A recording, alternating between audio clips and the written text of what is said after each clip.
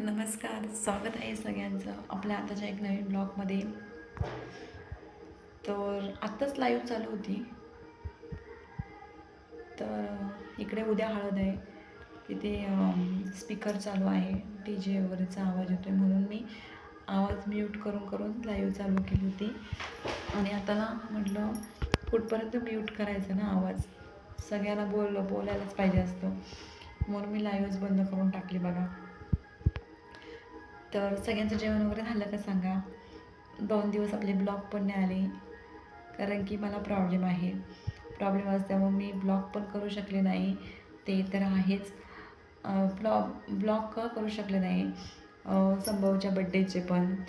तर म्हणजे घरात मालकरी वगैरे पण जेवायला आले होते आणि मी कशाला हात वगैरे लावलं नाही आणि काय नाही, भांडी वगैरे घासली फक्त.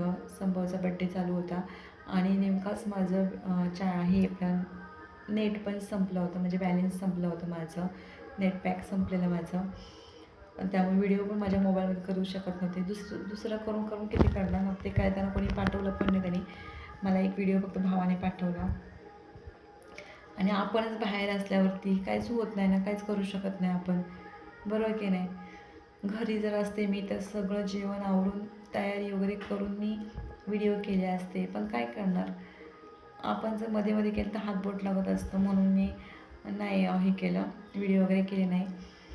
आणि ब्लॉग पण टाकले नाही 2 दिवस, ब्लॉग पण सोडले नाहीत आणि व्हिडिओ पण सोडले नाही 2 दिवस झाले. आणि लाईव्हला पण नव्हते आले. तर सगळेजण विचारत होते व्हिडिओ नाही, ब्लॉग नाही, लाईव्ह नाही. म्हणून आज दुपारपासून दुपारी थोडीशी घेतली, आत्ता घेतलेली. म्हटलं आता 11:30 वाजेपर्यंत घेणार होते, तेवढ्यातच इकडं चालू झालं. काय करायचं आता. 2 दिवस लग्नाचा कार्यक्रम, तर लग्नाचे कार्यक्रम म्हटल्यावरती आपण काही बोलू शकत नाही कोणाला. आणि